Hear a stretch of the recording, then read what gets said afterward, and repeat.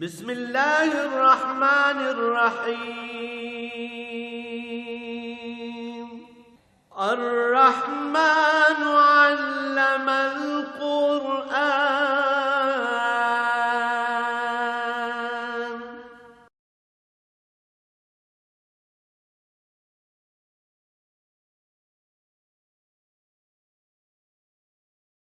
الحمد للہ رب العالمین والصلاة والسلام علی حبیبہ محمد وآلہ وصحبہ اجمعین۔ اعوذ باللہ من الشیطان الرجیم، بسم اللہ الرحمن الرحیم۔ وَلَقَدْ آتَيْنَا إِبْرَاهِيمَ رُشْدَهُ مِنْ قَبْلُ وَكُنَّا بِهِ عَالِمِينَ۔ إِذْ قَالَ لِأَبِيهِ وَقَوْمِهِ مَا هَٰذِهِ التَّمَاثِيلُ الَّتِي أَنْتُمْ لَهَا عَاكِفُونَ قَالُوا وَجَدْنَا آبَاءَنَا لَهَا عَابِدِينَ۔ قَالَ لَقَدْ كُنْتُمْ أَنْتُمْ وَآبَاؤُكُمْ فِي ضَلَالٍ مُّبِينٍ۔ قَالُوا أَجِئْتَنَا بِالْحَقِّ أَمْ أَنْتَ مِنَ اللَّاعِبِينَ۔ قَالَ بَلْ رَبُّكُمْ رَبُّ السَّمَاوَاتِ وَالْأَرْضِ الَّذِي فَطَرَهُنَّ وَأَنَا عَلَى ذَلِكُمْ مِنَ الشَّاهِدِينَ وَتَاللَّهِ لَأَكِيدَنَّ أَصْنَامَكُمْ بَعْدَ أَن تُوَلُّوا مُدْبِرِينَ فَجَعَلَهُمْ جُذَاذًا إِلَّا كَبِيرًا لَهُمْ لَعَلَّهُمْ إِلَيْهِ يَرْجِعُونَ۔ قَالُوا مَنْ فَعَلَ هَٰذَا بِآلِهَتِنَا إِنَّهُ لَمِنَ الظَّالِمِينَ۔ قَالُوا سَمِعْنَا فَتًى يَذْكُرُهُمْ يُقَالُ لَهُ إِبْرَاهِيمُ۔ قَالُوا فَأْتُوا بِهِ عَلَىٰ أَعْيُنِ النَّاسِ لَعَلَّهُمْ يَشْهَدُونَ۔ اللهم سبحانك لا علم لنا إلا ما علمتنا إنك أنت العليم الحكيم۔ مولاي صل وسلم دائما أبدا على حبيبك خير الخلق كلهم۔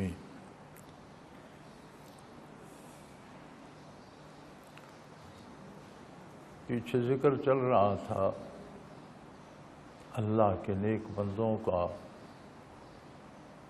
جو اللہ پر غائبانہ ایمان رکھتے ہیں اور جنہیں اللہ کے روبرو اور روز حشر کا خیال ہے اور ان کے دل میں اس کا خوف رہتا ہے، اس کی تیاری کرتے ہیں، جرائم سے گناہ سے پرہیز کرتے ہیں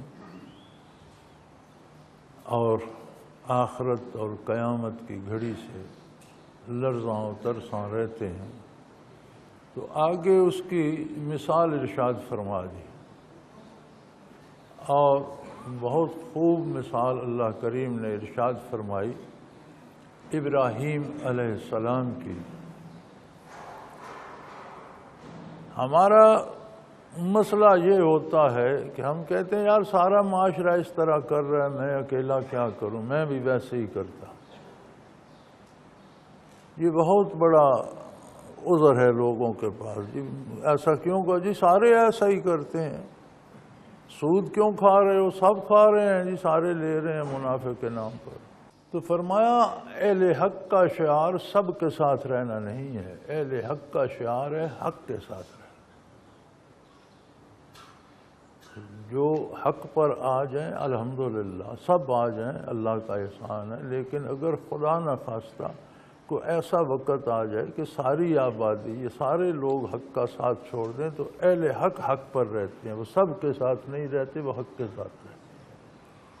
وہاں پھر اللہ کریم نے یہ واقعہ ارشاد فرمایا کہ دیکھیے وَلَقَدْ آتَيْنَا إِبْرَاهِيمَ رُشْدَهُ مِنْ قَبْلُ وَكُنَّا بِهِ عَالِمِينَ۔ ہم نے ابراہیم علیہ السلام کو ان کی شان، ان کی عظمت کے مطابق ہدایت عطا فرمائی، جو ان کے شایان شان تھی وہ انہیں عطا فرمائی گئی، اور کس کے شان کے لائق کیا ہے، کون کس چیز کا مستحق ہے، کون کس چیز کا اہل ہے، کس کو کون سی نعمت ملنی چاہیے، فرمایا کنا بہی عالمین، ان سب باتوں کو ہم خوب جانتے ہیں۔ تو اس میں ایک بہت مسئلہ تصوف کا بھی حل ہو جاتا ہے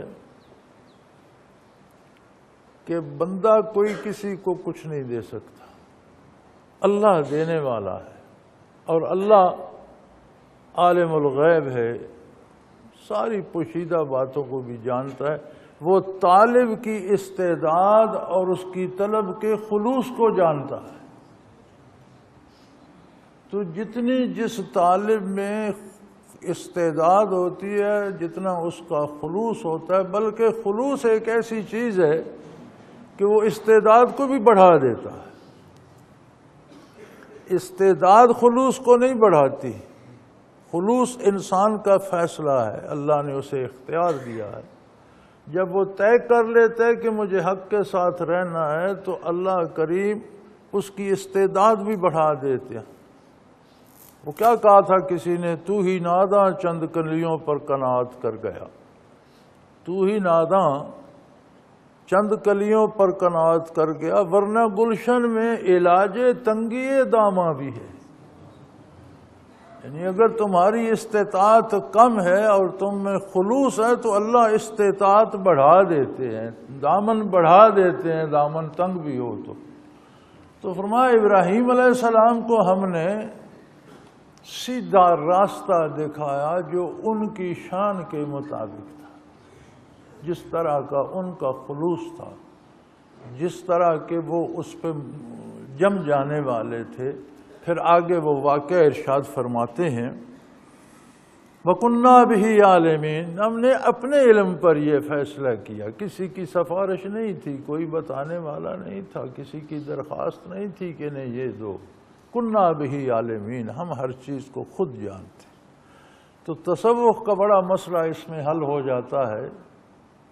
حضرت رحمۃ اللہ تعالی علیہ فرمایا کرتے تھے کہ بعض لوگوں سے مجھے انسیت ہو جاتی ہے، میں چاہتا ہوں کہ ان کے مراقبات ہوں، بعض کو میں جانتا نہیں ہوتا، وہ آتے ہیں، ان کے مراقبات ہفتے میں ہو جاتے ہیں، وہ لے کے چلے جاتے ہیں، یہ بیٹھے رہتے ہیں۔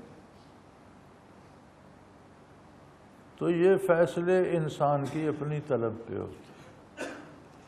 پھر اس میں بھی بہت سے اللہ کے راز ہیں۔ ایک شخص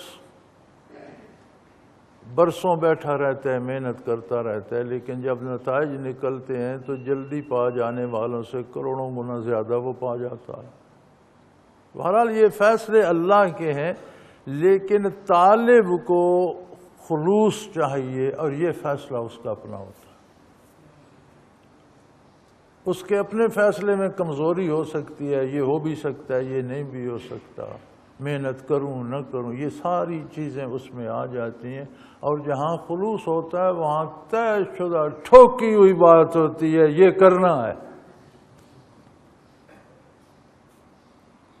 فرمایا دنیا میں جب بندہ آنکھ کھولتا ہے، ہوش سنبھالتا ہے، نیکی بدی اچھے برے کی تمیز ہوتی ہے، تو بچے کے لیے دنیا کا بہترین مرد اس کا باپ ہوتا ہے۔ جب وہ ہوش سنبھالتا ہے تو وہ یہ سمجھتا ہے کہ دنیا میں جتنے مرد ہیں سب میں سے بہترین میرا باپ ہے۔ دنیا میں جتنی مائیں ہیں وہ سمجھتا ہے سب سے اچھی میری ماں ہے۔ ماں کی گود اور باپ کی شفقت اس کی استاد ہوتی ہے، ماں کی گود اس کا مدرسہ ہوتی ہے۔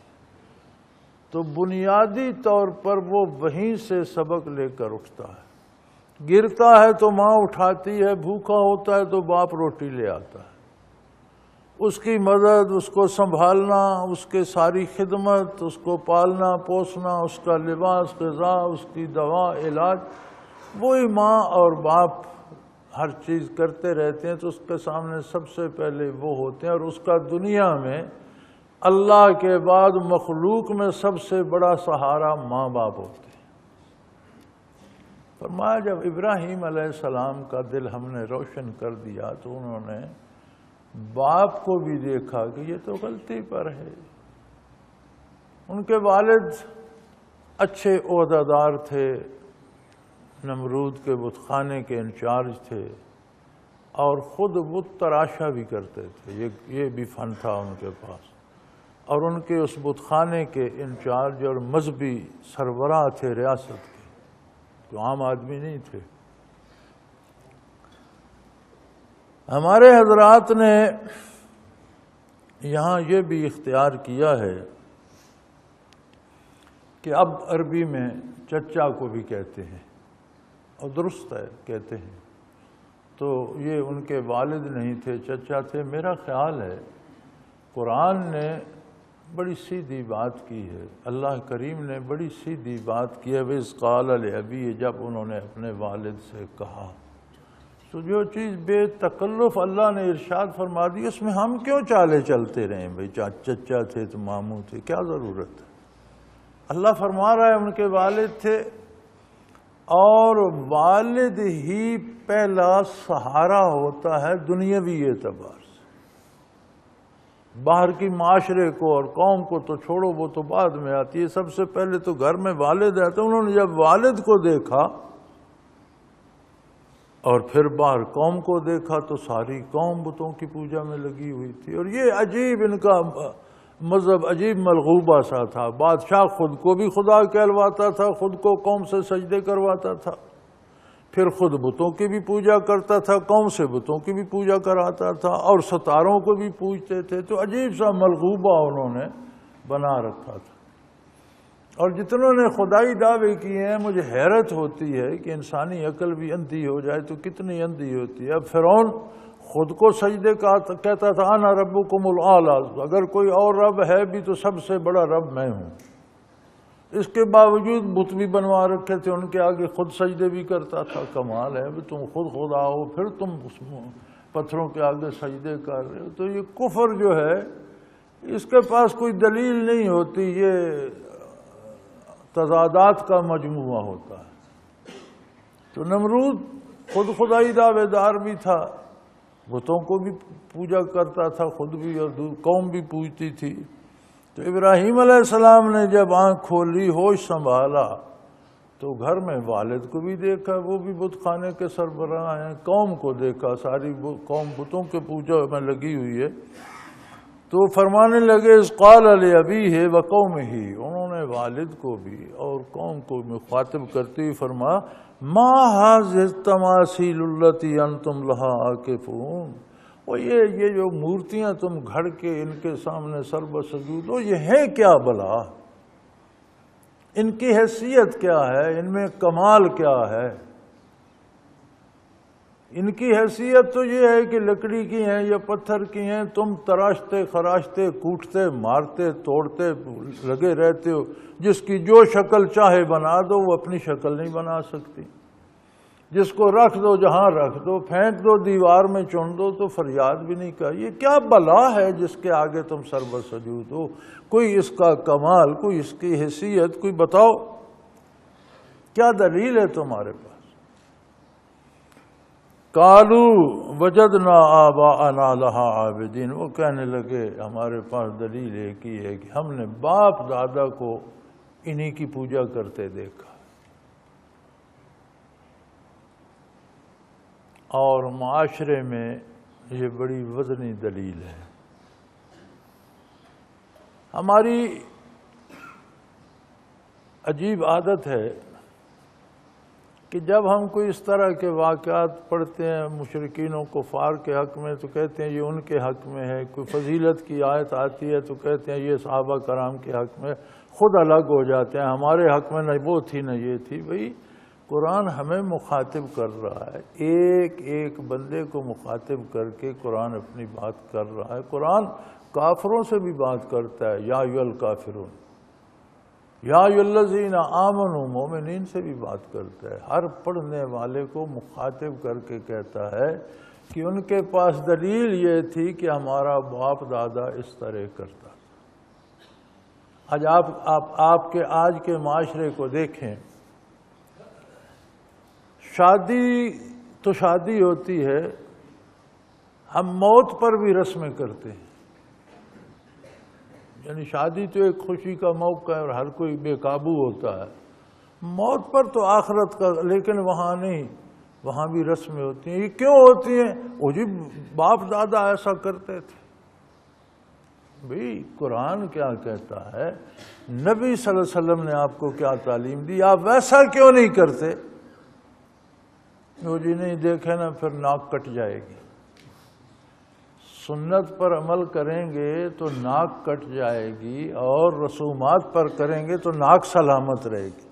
تو گویا ناک بچاتے رہتے ہیں، خواہ باقی سارا خاندان جہنم میں چلا جائے، پھر اس ناک کو کیا کرو گی؟ جب سارا وجود جائے گا تو ناک ساتھ ہی جائے گی، اسے کھول کر کوئی باہر نہیں رکھ دے گا کہ یہ اس نے ناک بچا لی تھی، اسے باہر رکھ لو۔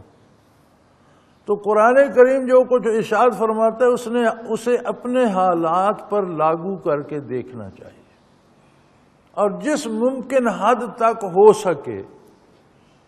برادری ایسا کرتی ہے، معاشرے میں یہی رواج ہے، ہمارے علاقے کا یہی دستور ہے، یار نہ علاقہ کام آئے گا، نہ برادری کام آئے گی، نہ معاشرہ کام آئے گا، اپنا کردار، اپنے اعمال کام آئیں گے۔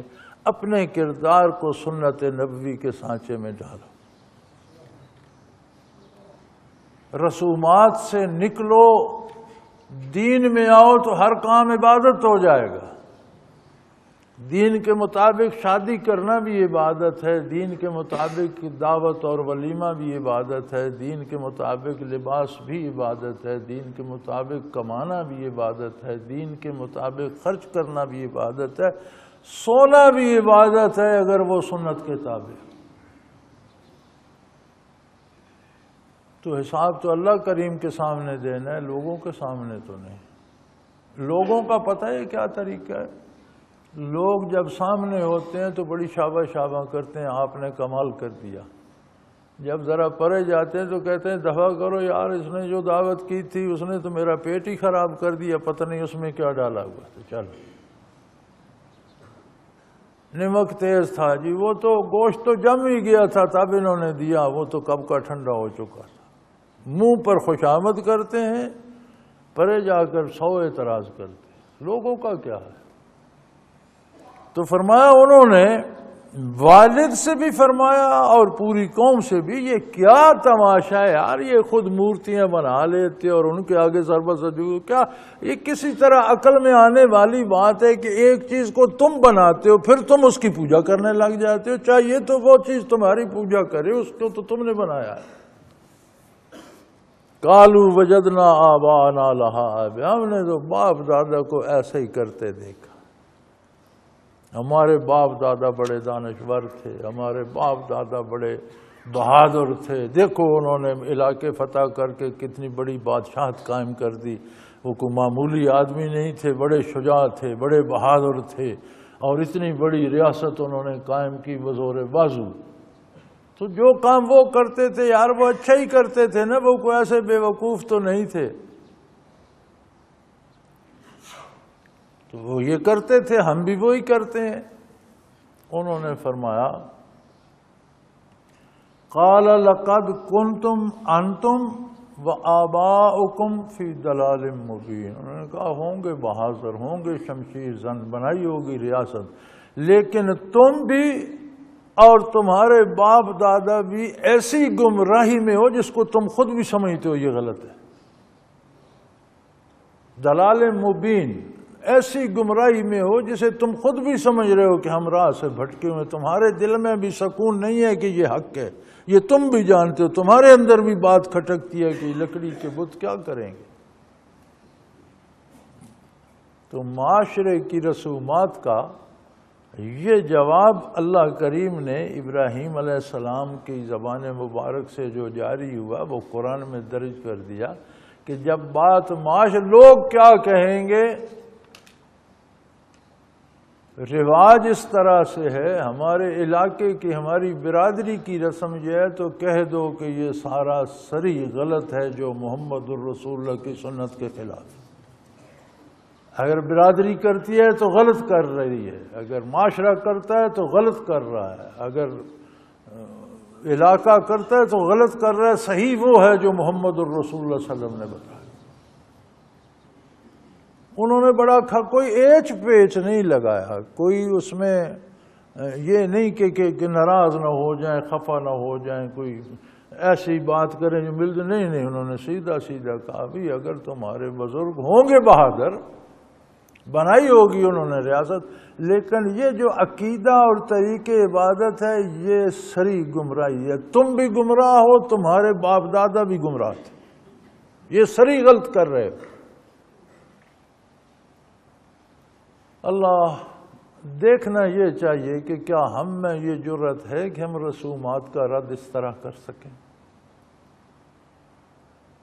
قالو، وہ کہنے لگے، اجئتنا بالحق ام انت من اللاعبین، کہنے لگے آپ کے پاس، چلو ہم تو آپ کہتے ہیں گمراہ ہیں، ہم گمراہ سے، لیکن حق کیا ہے؟ کیا آپ کے پاس کوئی حق ہے؟ کوئی متبادل طرز حیات ہے، کوئی متبادل عقیدہ ہے، کوئی متبادل طریقے عبادت ہے کہ جو اس سے ہٹ کر ہے، اور شرط یہ ہے کہ وہ حق بھی ہو؟ کیا آپ کے پاس حق ہے؟ ام انت من اللاعبین، یا میں آپ مذاق کر رہے ہیں، ہمارے ساتھ ٹھٹھا کر رہے ہیں، وقت گزاری کے لیے باتیں کر رہے ہیں؟ آپ جب اس سب کو رد کر رہے ہیں تو ہماری تو نسلیں گزر گئیں یہ کام کرتے، اور بڑے بڑے جرنیل اور بڑے بڑے بہادر اور بڑے بڑے دانشور اور بڑے بڑے شاعر اور بڑے بڑے مورخ اور ادیب، تو ہم میں کیسے کیسے لوگ گزرے، آخر ایک بہت بڑی سلطنت تھی، تو وہ سارے اس پہ متفق تھے۔ انہوں نے فرمایا سارے گمراہ تھے، ہم مذاق کر رہے ہو یا آپ کے پاس حق ہے؟ قالو اجئتنا بالحق ام انت من اللاعبین، آپ حق کے ساتھ آئے ہیں، آپ کے پاس حق ہے، آپ کے پاس طرز فکر حق ہے، عقیدہ حق ہے، طرز عمل حق ہے، یہ ساری زندگی کے اتار و چڑھاؤ، نشیب و فراز، صلح اور جنگ، معیشت و معاشرت، عدالت، سیاست، یہ بہت سا لمبا کام ہے زندگی کا، اس سارے کا صحیح راستہ جو اللہ بھی جس پہ راضی ہو اور مخلوق کو بھی فائدہ ہو، آپ کے پاس ہے یا میں سے ہمارا مذاق اڑا رہے ہیں؟ انہوں نے فرمایا حق کی بنیاد یہ ہے، قال بل ربکم رب السماوات والارض الذی فطرہن، انہوں نے فرمایا بیوقوفو، حق کی بنیاد اس بات پر ہے کہ اپنے مالک خالق رازق کو پہچانو۔ کس نے تمہیں پیدا کیا؟ کس نے یہ زمین بچھونا بنائی؟ کس نے اس میں رزق کے خزانے رکھ دیے؟ کس نے ہوائیں چلائیں؟ کس نے بارشیں برسائیں؟ کس نے آسمان کی چھت بنا دی؟ کس نے چاند سورج ستارے بنا دیے؟ وہ جو رب العالمین ہے، رب کا معنی ہوتا ہے ہر ضرورت مند کی ہر ضرورت ہر جگہ ہر وقت پوری کرنے والا۔ تو وہ جو ذرے سے لے کر آفتاب تک ہر چیز کو، خاک سے لے کر آسمانوں تک، جس نے ہر چیز کو پیدا کیا اور اس کی ہر ضرورت ہم وقت پوری کر رہا ہے، وہ تمہارا پروردگار عبادت کا مستحق ہے، یہ پتھر کے بت اور لکڑی کے بت نہیں۔ اللہ کو اللہ کسی نہ کسی روپ میں ہر کوئی مانتا ہے، نام مختلف رکھ لیں، تعریفیں مختلف کر لیں، ایک آخری طاقت عقل کو ماننا پڑتی ہے کہ جو سب کے لیے اور جسے کوئی نہیں دیتا، جو سب کو دیتا ہے۔ ورنہ تسلسل آتا ہے زندگی میں، یہ کس نے دیا؟ فلاں نے، اس کو کس نے دیا؟ فلاں نے، اس کو کس، تو یہ تو ختم نہیں ہوتا۔ پھر ایک ایسی ہستی چاہیے جو سب کو دیتی ہے اور وہ کسی کی محتاج نہیں۔ تو عقل تھک جاتی ہے جب تو وہ اقرار کر لیتی ہے، لیکن تھک ہار کر کسی ہستی کا اقرار کرنا دین نہیں ہے۔ اللہ کو ایسا مانا جائے جیسا اللہ کے نبی منواتے ہیں، یہ دین ہے۔ دین یہ ہے کہ اللہ کو ویسا مانو جیسا اللہ کے نبی منواتے ہیں۔ اور یہاں تو وہ دلیل دے رہے تھے کفر کے مقابلے میں، تو انہوں نے فرمایا یہ جو پتھر کی مورتیاں، یہ لکڑی کی تم بناتے ہو، یہ تو کل درخت پیدا ہوا، 10 سال نہ صحیح اس کی عمر 20 سال ہوگی، 50 سال ہوگی، تو یہ خود زمین سے اگا، تم نے کاٹا، چھیل چھال کر مورتی بنا دی۔ پتھر پڑا ہوا تھا زمین پر، اللہ کی مخلوق، تم نے تراشا، مورتی بنا دی۔ تو یہ تو انہیں خود تم بنا رہے ہو، تو انہوں نے کیا بنایا؟ ان کی حیثیت تو یہ ہے کہ تم انہیں تراش رہے ہو۔ جس نے یہ سارا نظام بنایا وہ تمہارا پروردگار ہے، یہ بت تمہارے پروردگار نہیں ہے۔ اللہ کو رب ماننے پر بندہ پھسل جاتا ہے. اپنی ضرورتیں جائز ذرائع جو اللہ نے بنائے ہیں وہ درست ہیں. اسباب اختیار کرنا جو شرعاً جائز اسباب ہیں وہ کرنا تو درست ہے، لیکن بندے اس پہ نہیں رکتے. رشوت دیں گے، سفارشیں کرائیں گے، دروازوں پہ جبہ سائی کریں گے، منتیں کریں گے، یہ کر دے تو میرا کام ہو جائے گا. یہاں آ کر پتہ چلتا ہے کہ ہمارا کتنا ایمان اللہ پر ہے اور کتنا بھروسہ لوگوں پر ہے. تو فرمایا اس رب العالمین کو اپنا پروردگار مانو، سارا بھروسہ اس پر کرو. مصیبتیں وہ رفع کرتا ہے، بیماریوں سے شفا وہ دیتا ہے، ضرورتیں وہ پوری کرتا ہے، لہذا اس سے مانگو.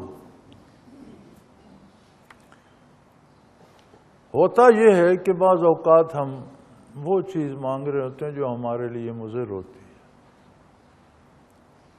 ننھا بچہ کچن میں چھری یا چاقو دیکھ لے تو اس کی چمک دیکھ کر وہ کہتا ہے یہ مجھے دے دو.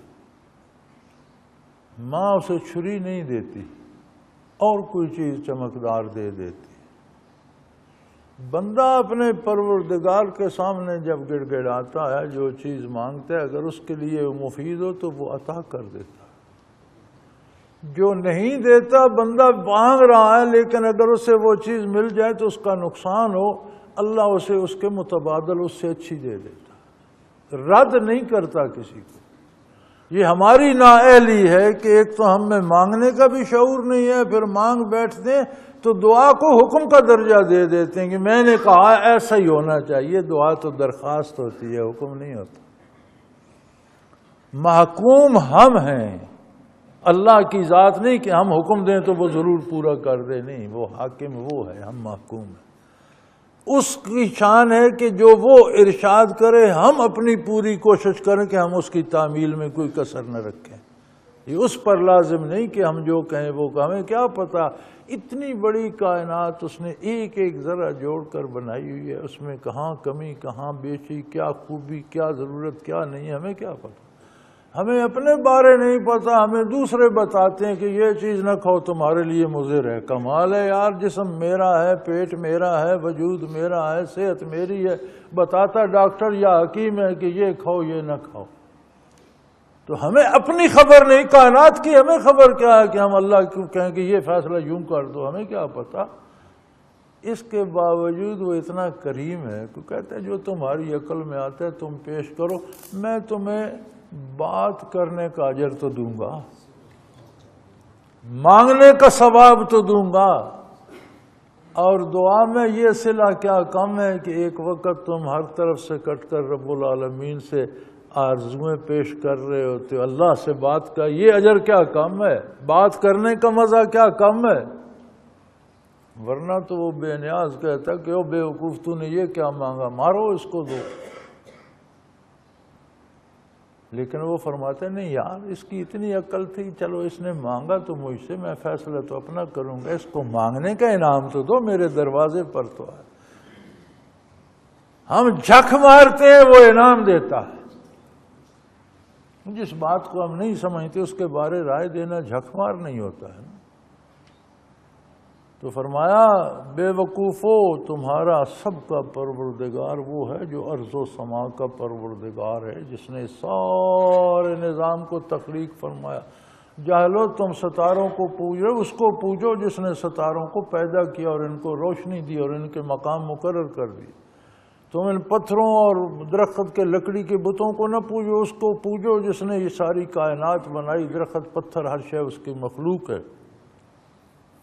الذی فطرہن، جس نے ہر چیز کو جو اس میں خصوصیت ہے وہ عطا کر کے پیدا فرمایا. فطرہن، ان کو ان کی اپنی خصوصیات کے ساتھ پیدا فرمایا. کسی چیز کا کوئی ذاتی کمال نہیں ہے، یہ اللہ کی دین ہے، اسے رب العالمین کی دین ہے.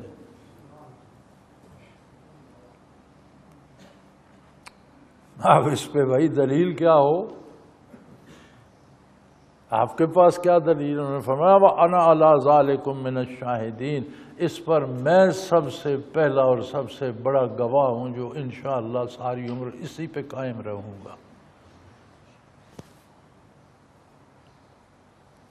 نبی جو کچھ ارشاد فرماتا ہے سب سے پہلا گواہ اس صداقت کا نبی ہوتا ہے۔ سیدنا عبد القادر گیلانی رحمۃ اللہ تعالی علیہ کے واقعات میں ملتا ہے کہ ایک عالم تھے، معروف صرفی تھے، صرف و نحو میں انہیں دسترس تھی، بلکہ صرف و نحو کے امام تھے۔ اور صرف و نحو حروف، الفاظ، جملے، فکرے جوڑنے کا ایک علم ہے، فن ہے، بہت وسیع فن ہے عربی میں۔ وہ سیدنا شیخ عبد القادر جیلانی کے پاس پہنچے، اور صرفی بہت بڑی دلیلیں رکھتے ہیں۔ دلائل یا منطق سے ہوتے ہیں یا صرف سے ہوتے ہیں، اور صرفی منطقی بھی ہوتے ہیں اور صرفی بھی ہوتے ہیں، کہ مجھے بھی یہ اللہ اللہ سکھائیے۔ انہوں نے فرمایا یہ کام بلا دلیل ہے، یہ سارے کا سارا شیخ پر اعتماد سے چلتا ہے۔ اب آپ ہو صرفی، آپ ہر کام کی عقلی نقلی دلیل مانگتے ہو، تو یہ دلائل سے تو نہیں چلے گا، یہ تو اعتماد سے چلے گا۔ تو آپ صرف چھوڑ دیں تو ادھر آ جائیں، میں آپ کو اللہ اللہ سکھا دوں گا۔ یہ بات ہوئی، ختم ہو گئی۔ تھوڑے ہی عرصہ گزرا تو وہ بیمار ہوئے اور حالات خراب ہو گئے ان کے۔ تو سیدنا شیخ عبد القادر جیلانی سے کسی نے عرض کی کہ وہ جو اللہ اللہ سیکھنے آئے تھے عالم، وہ تو اب بہت زیادہ بیمار ہو گئے، آپ بیمار پرسی کے لیے تشریف لے گئے۔ جب آپ گئے تو انہیں مرض الموت میں پایا۔ تو حضرت نے پوچھا سناؤ کیا حال ہے؟ کہنے لگے آپ آ گئے بہت اچھا ہوا، مجھے تو شیطان نے عاجز کر دیا ہے، موت قریب ہے، اور یہ ظالم مجھ سے کہتا ہے کہ تمہارے پاس کیا دلیل ہے کہ اللہ یہ کہ تم کس دلیل پر کہتے ہو؟ تو میں اب تک اسے 99 دلائل دے چکا ہوں اللہ کی توحید کے بارے۔ فرماتا ہے یہ رد کر دیتا ہے، آگے یہ بھی جانتا ہے، یہ پھر اسی علم سے رد کر دیتا ہے، کہتا ہے اس میں یہ نقص ہے، اس میں یہ نقص ہے، دوسری دلیل لو، دوسری دیتا ہوں، پھر میں 99 دلائل دے چکا ہوں۔ آپ نے فرمایا مولانا میں نے تو کہا تھا کہ یہ صرف نحو آپ کے کس کام آئے گی، آپ کس جھمیلے میں پھنس گئے، اسے کہو مجھے محمد الرسول اللہ صلی اللہ علیہ وسلم نے بتایا ہے اللہ ایک ہے۔ شیطان کو کہو کہ مجھے محمد الرسول اللہ صلی اللہ علیہ وسلم نے بتایا ہے کہ اللہ واحد ہے، اور یہ وہ دلیل تھی جس کا رد اس کے پاس نہیں تھا۔ یہی بات جہاں ابراہیم علیہ السلام فرمایا عَلَى ذَلِكُمْ مِنَ الشَّاهِدِينَ، اس بات پر میں گواہ۔ سو جو بات نبی ارشاد فرما دیتا ہے وہ حق ہے، اور اس کے حق ہونے پر اللہ کے نبی کی گواہی کافی ہے، کسی اور کی کوئی ضرورت باقی نہیں۔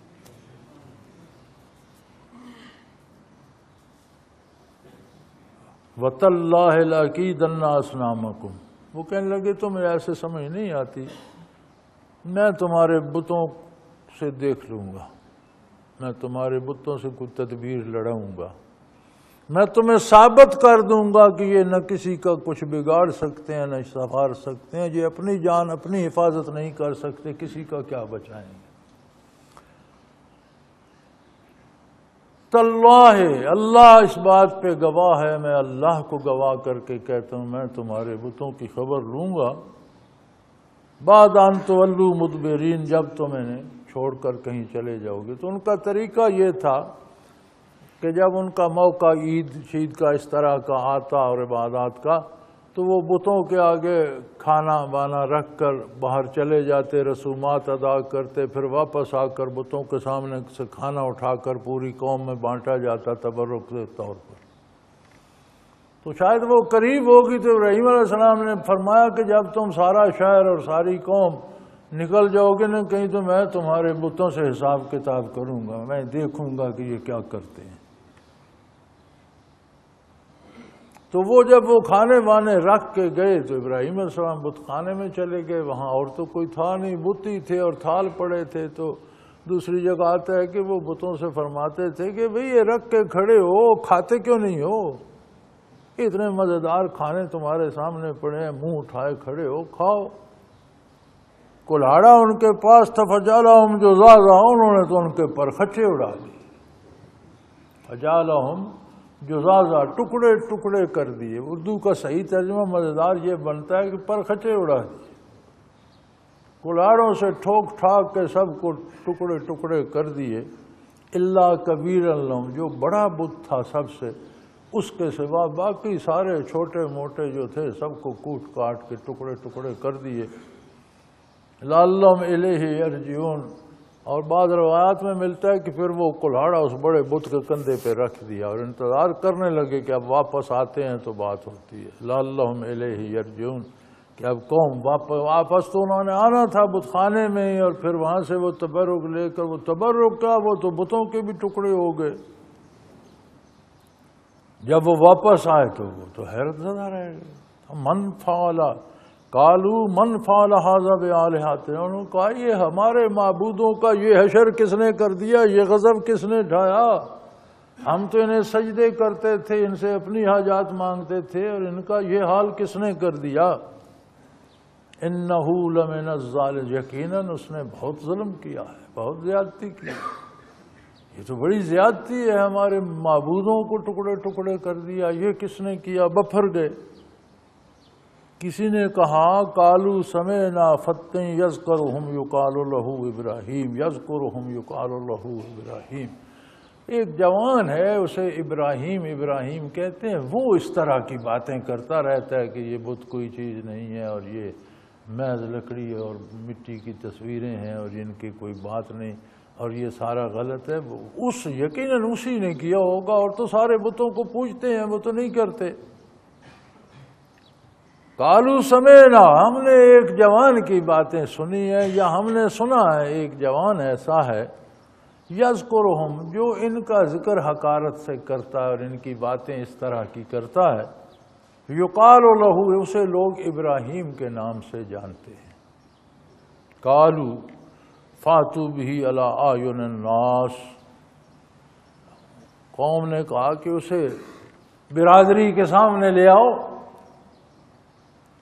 یہ بھی بڑا بت ہے نا، برادری بھی، اسے لوگوں کے سامنے، قوم کے سامنے لے آؤ، تاکہ لعلہم یشہدون، تاکہ سارے اس بات کے گواہ ہوں، سارے اس بات کو دیکھیں، سنیں اور سمجھیں کہ بتوں کی توہین اس نے کیوں کی، اور اگر کی تو اس کا نتیجہ کیا بھگتنا پڑے گا، اور کتنا تکلیف ہوگی، کیا ہوگا۔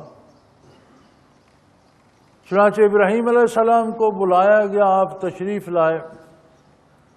قالوا انت فعلت ھذا بآلہتنا یا ابراہیم، انہوں نے سب کے سامنے سوال کیا کہ اے ابراہیم، ہمارے معبودوں کا یہ حشر آپ نے کیا؟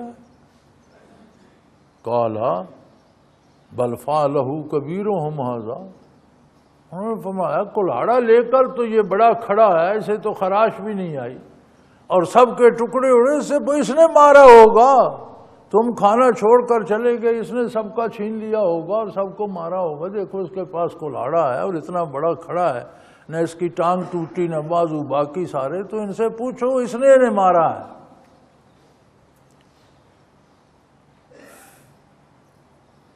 یہاں ایک سوال یہ بھی پیدا ہوتا ہے کہ کیا ابراہیم علیہ السلام نے جھوٹ کہا؟ پھر بعض لوگوں نے اس سے جھوٹ کو بھی حلال جائز کرنے کی کوشش کی ہے، اور پھر بعض نے یہاں سے تقیہ کا ثبوت نکالا ہے۔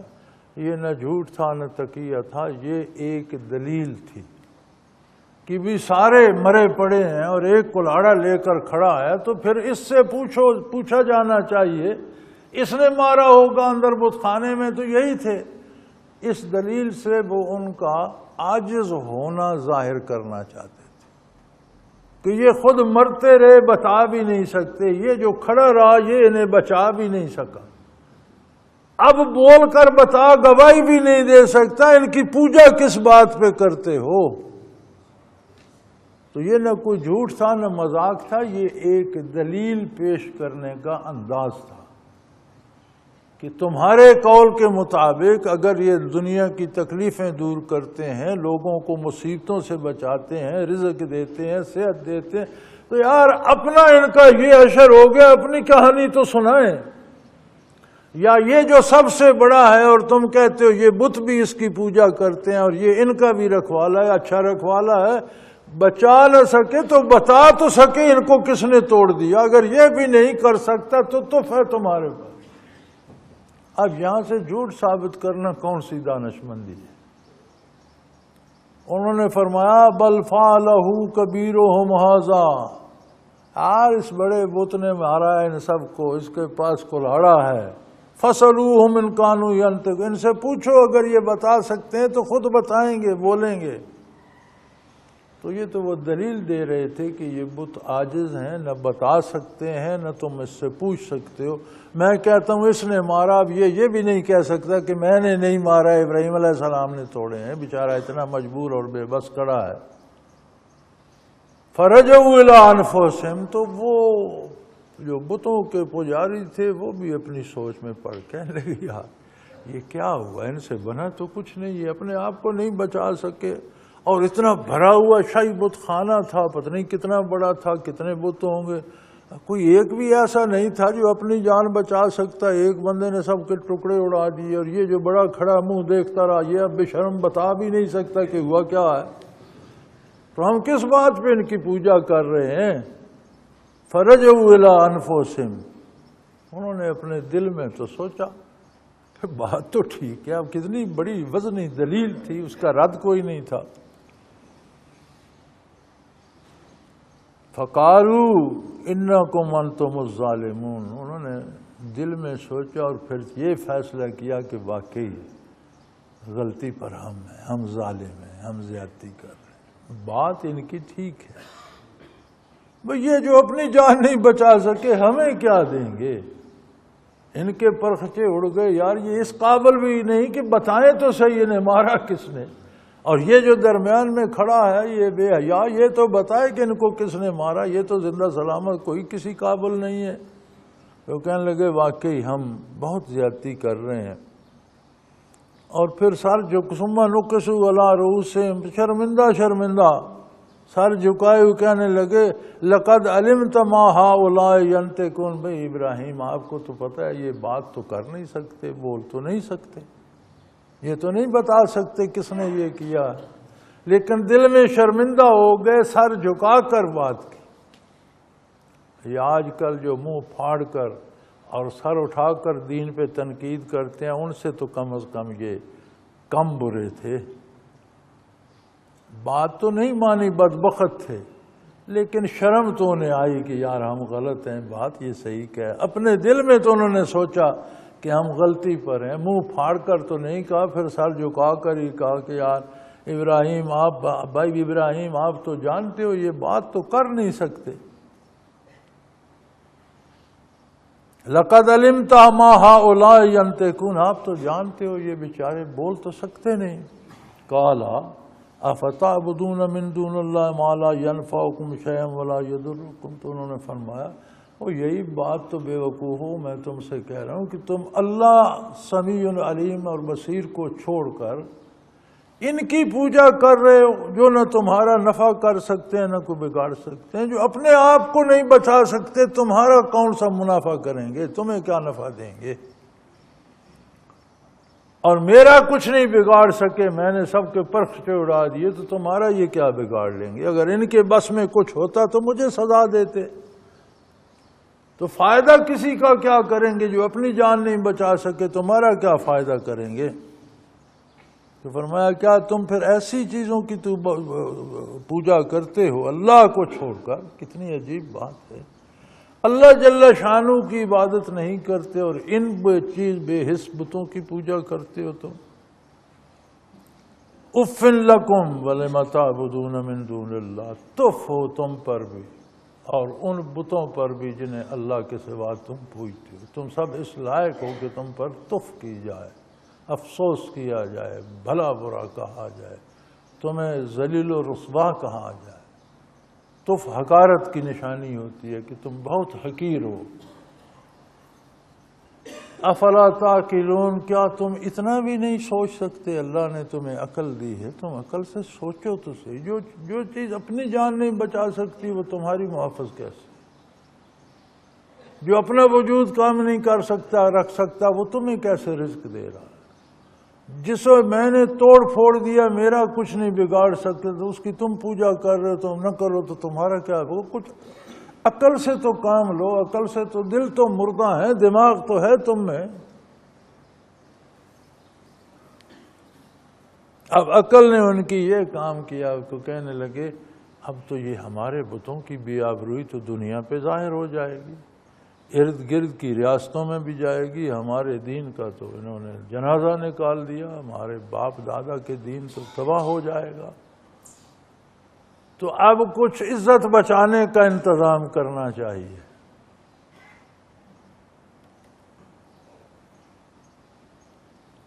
جرم تو زلیخا نے کیا تھا، یوسف علیہ السلام تو پاک دامن تھے۔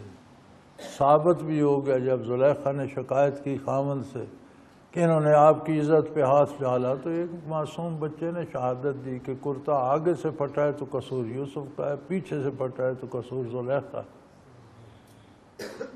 لما را قمیصہ قد من دبر، کرتا دیکھا گیا تو وہ پیچھے سے پھٹا ہوا۔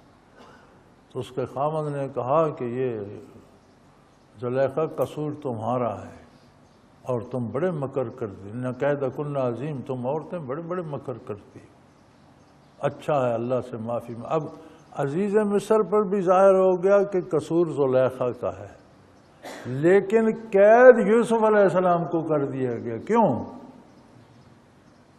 کہتے ہیں نا عزت بچانے کے لیے، اپنے کخ بچانے کے لیے، کہ لوگ یہ سمجھیں کہ قصور یوسف ہی کا تھا، یوسف علیہ السلام کو جیل بھیج دو۔ جانتا تھا قصور زلیخا کا ہے، لیکن قید یوسف علیہ السلام کو کر دیا لوکاچاری بچانے کے لیے، کہ لوگ یہ سمجھیں کہ قصور یوسف علیہ السلام کا تھا۔ یہاں بھی انہوں نے سر جوڑ لیے کہ یار کچھ کرو۔ یہ بات سامنے آ گئی کہ ایک بندے نے سارے بت خانے کے بت توڑ دیے تو بتوں کی آبرو خاک میں مل جائے گی، تو لوگوں کو دھوکہ دینے کے لیے ہمیں کچھ کرنا چاہیے۔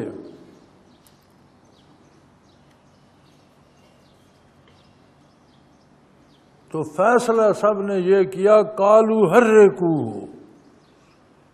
بہت بڑی آگ جلا کر ابراہیم علیہ السلام کو اس میں پھینک دو، انہیں آگ میں جلا دو، تاکہ لوگوں پر دہشت طاری ہو جائے اور ثابت ہو جائے کہ بتوں کا غضب ان پر نازل ہوا۔ نہیں، بت کر سکتے ہیں، بہت بڑی آگ لاؤ جلاؤ اور ان کے ہاتھ پاؤں باندھ کر اس میں تو کچھ کخ بچ جائیں گے، ہم لوگوں سے کہہ سکیں گے کہ انہوں نے بتوں کو توڑا، بتوں نے انہیں جلا کر خاک کر دیا، ورنہ ہمارے پلے کچھ نہیں رہا۔ حرکو ہو، انہیں آگ میں جلا کر خاک کر دو، وانصروا آلہتکم، اپنے بتوں کی کچھ آبرو رکھ لو۔ پہلے تو بتوں سے مدد مانگتے تھے نا، اب کہنے لگے بتوں کے پلے تو کخ نہیں رہا، ہم کچھ کریں کہ کچھ ان کی آبرو بچ جائے۔ وانصروا، اب اپنے معبودوں کی تم مدد کرو، وہ تو کسی قابل نہیں رہے، وہ تو بے آبرو ہو گئے۔ اب لوکاچاری میں، باہر کی ریاستوں میں، دور دراز کے لوگوں کو تو کچھ بنا کر دکھاؤ، ابراہیم علیہ السلام کو آگ میں پھینک دو، ہم لوگوں سے کہیں گے کہ یہ بتوں کا غضب نازل ہوا تھا، تو کچھ کخ بچ جائیں گے۔ اب بات حق کی نہیں رہی، بات ناک بچانے پہ آ گئی، اور یہ ناک ہی ہمیں مارتی ہے ہر جگہ۔ جہاں جہاں ہم اپنی زندگی میں خلاف سنت کرتے ہیں وہی ہوتا ہے کہ ناک کٹ جائے گی، لوگ کیا کہیں گے۔ یہ اب بات حق سے چلی گئی، لوگوں کی بات ہے، لوگوں کو بتائیں گے کہ بتوں نے یہ کر دیا۔ قالوا حرقوہ وانصروا آلہتکم ان کنتم فاعلین، ان کچھ کرنا ہے اگر تم نے تو اپنے بتوں کی مدد کرو۔ اب تک بتوں سے مدد مانگتے تھے تو کہا بتوں کے پلے تو ابراہیم علیہ السلام نے کخ نہیں چھوڑا، یہ تو بے آبرو ہو گئے، اب کو اپنے بتوں کی مدد کرو، ابراہیم علیہ السلام کو آگ میں جلا دو، کچھ کخ بچ جائیں گے، ہم لوگوں کو کہنے کے قابل ہو جائیں گے۔ فرماتے ہیں ایک بہت بڑے میدان میں بہت بڑا الاؤ جمع کیا گیا، بڑی دور دور تک پوری قوم نے لکڑیاں جمع کی، پھر انہیں ہفتوں آگ لگا کر دھونکتے رہے، پھونکتے رہے، اور اتنی بڑی آگ بن گئی کہ اوپر سے کوئی پرندہ نہیں گزر سکتا تھا، کہیں تک اس کے شعلے اور لپٹیں جاتی تھیں، اور دور دور تک کوئی بندہ نہیں، قریب نہیں جا سکتا۔ پھر مسئلہ پیدا ہو گیا کہ اب اس آگ میں ابراہیم علیہ السلام کو پھینکے گا کون؟ اس کے تو 10 فرلانگ دور بھی شعلے لپٹتے ہیں اور گرمی قریب نہیں جانے دیتی۔ مفسرین کرام فرماتے ہیں کہ ابلیس انسانی شکل میں ظاہر ہوا۔ دوسری دفعہ جب مکہ مکرمہ کے لوگ دارالندوہ میں جمع ہوئے تھے حضور کے خلاف کوئی تجویز کرنے کی، تو وہاں انسانی شکل میں ابلیس نے بھی ظاہر ہو کر مشورہ دیا۔ یہاں بھی وہ انسانی شکل میں آیا اور اس نے انہیں سمجھایا کہ ایک ایسا آلہ بناؤ جو بعد میں پھر منجنیق کے طور پر استعمال ہوا، اور مسلمانوں نے شیطان کی اولاد کے پرخچے اس منجنیق سے اڑائے۔ ایک بہت اونچی سی کوئی بناؤ چیز لکڑی کی جسے پہیے لگاؤ چلائی جا سکے، اس کے اوپر بہت لمبے وہ بناؤ لکڑیاں لگا کر، پھر ان میں ایک پنگوڑا سا بناؤ، ان میں رسے باندھ کر پینگ بناؤ، تو اسے اس پنگوڑے میں ابراہیم علیہ السلام کو رکھ کر اس کی گریں ایسی لگاؤ جو نکالی جا سکے، تو اسے آگ کے قریب لے جاؤ، اس کے اندر بیٹھ کر اسے جھلاؤ، جب زور زور سے جھول رہی ہوگی جب اس طرف جائے تو وہ گریں کھول دو اور وہ جھولے سمیت آگ میں گر جائیں گے۔ یہ تجویز ابلیس نے دی۔ چنانچہ انہوں نے اس طرح کی چیز بنائی، وہاں سے پھر وہ منجنیق ایجاد ہوئی، پھر جس کی آخری شکل آج کل توپ ہے۔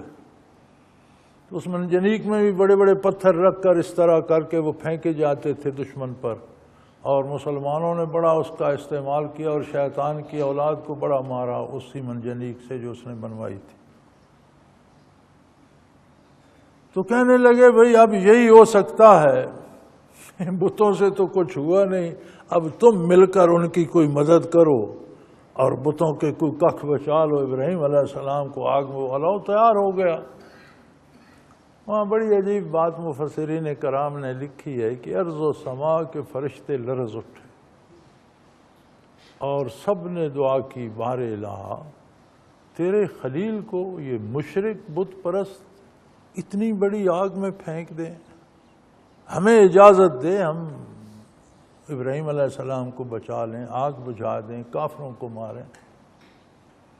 تو ارشاد ہوا کہ تم اپنا نمائندہ بھیج کر دیکھ لو۔ تو فرشتوں کے سردار ہیں جبرائیل امین، وہ جب پنگھوڑے میں رکھ کے جھلانے کی تیاریاں کر رہے تھے تو جبرائیل امین تشریف لائے۔ سلام کے بعد عرض کیا کہ عجیب بات ہے حضرت، ہم سے آپ کا دکھ دیکھا نہیں جاتا، اگر آپ اجازت دیں تو ہم آپ کو یہاں سے اٹھا لیں یا آگ بجھا دیں یا ان کو ماریں، کوئی تدارک تو کریں۔ انہوں نے فرمایا جبرائیل مجھے کیوں آگ میں پھینک رہے ہو؟ میں نے کیا کیا ہے؟ یہ اللہ کے لیے پھینک رہے ہیں، آپ نے اللہ کا نام لیا ہے اور غیر اللہ کا رد کیا ہے، بتوں کا رد کیا ہے، اس جرم میں پھینک۔ اللہ کے لیے پھینک رہے ہیں تو اللہ کریم خود دیکھ رہا ہے؟ جی دیکھ رہا ہے، خود بچا سکتا ہے، ہر چیز پہ قادر ہے۔ فرمایا تو پھر تم درمیان میں کیوں آتے؟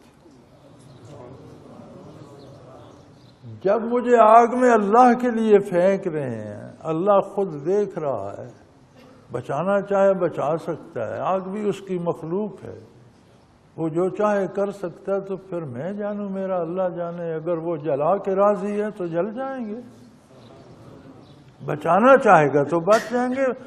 میرے اور میرے پروردگار کے درمیان آپ لوگ کیوں آتے ہو؟ تمہارا کیا ہے؟ اور یہ تھی وہ مخلوق جس کے لیے اللہ نے ازل کو فرشتوں سے کہا تھا کہ انتم لا تعلمون، تم نہیں جانتے کہ ان میں کیسے کیسے اولو العزم لوگ ہوں، تمہیں کیا خبر؟ انی اعلم ما لا تعلمون، یہ باتیں تم نہیں جانتے، میں جانتا ہوں۔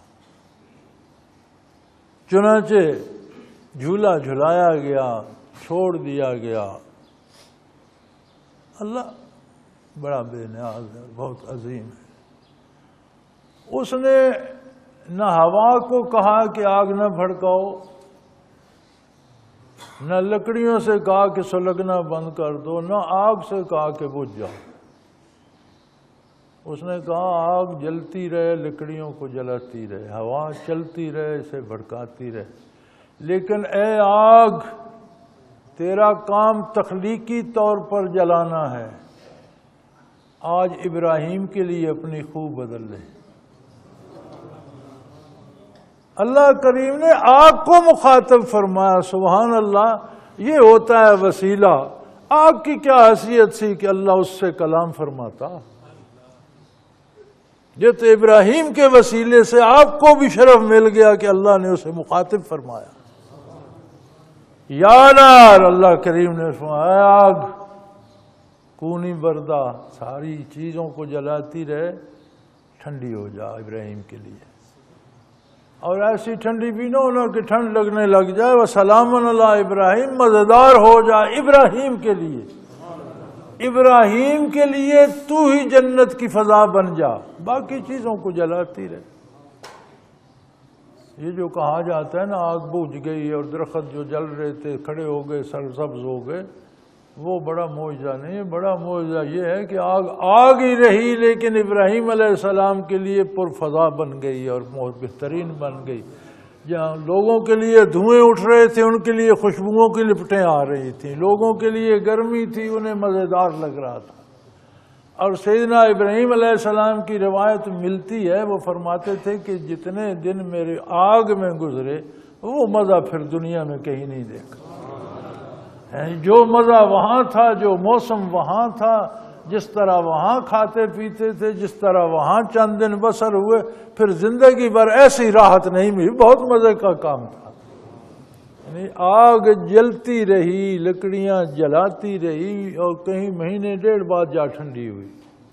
آپ نے چند روز قیام فرمایا، اس سے نکل گئے، بچوں بیوی اہلیہ کو ساتھ لیا، لوط علیہ السلام کو ساتھ لیا، ہجرت کر گئے۔ بادشاہ ایسی آس پہ بیٹھا رہا کہ جل کر راکھ ہو گئے، آگ ٹھنڈی ہوگی تو ہڈیاں تلاش کریں گے۔ تو آگ ٹھنڈی ہونے تک وہ شام پہنچ چکے تھے۔ اور یہاں حکم ہے، اچھا بجھ تو گئی تو آگ رہی ہی نہیں، تو حکم کی تعمیل کس نے کی؟ جو حضرات فرماتے ہیں کہ آگ بجھ گئی، چلو مان لیا بجھ گئی، لیکن آگ کو یہ حکم تو نہیں دیا گیا کہ بجھ جا، آگ کو حکم دیا گیا کہ ابراہیم علیہ السلام کو مزے کرا، ان کے لیے خوشگوار ہو جا، مزیدار ہو جا، نہ گرم رہے نہ زیادہ ٹھنڈی ہو، اور انہیں سنبھال لے، انہیں لوریاں دے، انہیں مزے میں رکھ۔ تو اگر بجھ ہی گئی تو اس حکم کی تعمیل کس نے کی؟ بھئی آگ جلتی رہی، الاؤ جلتا رہا، ہر چیز جلتی رہی، چٹکتی رہی، ابراہیم علیہ السلام کے لیے باد بہاری بن گئی۔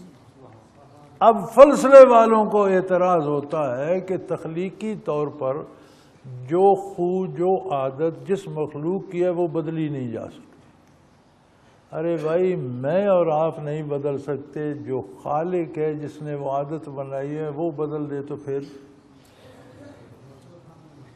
مخلوق کو وہ مزاج، وہ عادت کس نے دی؟ جس نے پیدا کیا، وہ اس پہ قادر ہے، وہ بدل دے تو آپ کو کیا اعتراض؟ ہاں میں اور آپ چاہیں تو نہیں بدل سکتے، فطری جو ہے ایک ہر ایک کی خصوصیت وہ نہیں تبدیل ہوتی۔ آگ کی خصوصیت جلانا ہے، جلاتی رہے، لیکن رب العالمین نے فرمایا، قلنا، ہم نے فرمایا، یا نار اے آگ کونی بردم و سلام علی ابراہیم، ٹھنڈی ہو جا اور ابراہیم علیہ السلام کے لیے مزیدار ہو جا، سلامتی والی ہو جا۔ جو چیز سلامتی کے لیے انہیں چاہیے، جس طرح کی فضا، جس طرح کی ہوا، جس طرح کا کھانا، جس طرح کا پینا، جس طرح کا لباس، جو چیز ان کی مزیدار اور آرام دہ ہے وہ ان کو مہیا کر۔ تو حکم آگ کو ہے، اگر آگ بجھ جائے تو حکم کی تعمیل کون کرے گا؟ آگ جلتی رہی اور ان کے لیے جنت آسا بن گئی، جنت کی طرح بن گئی۔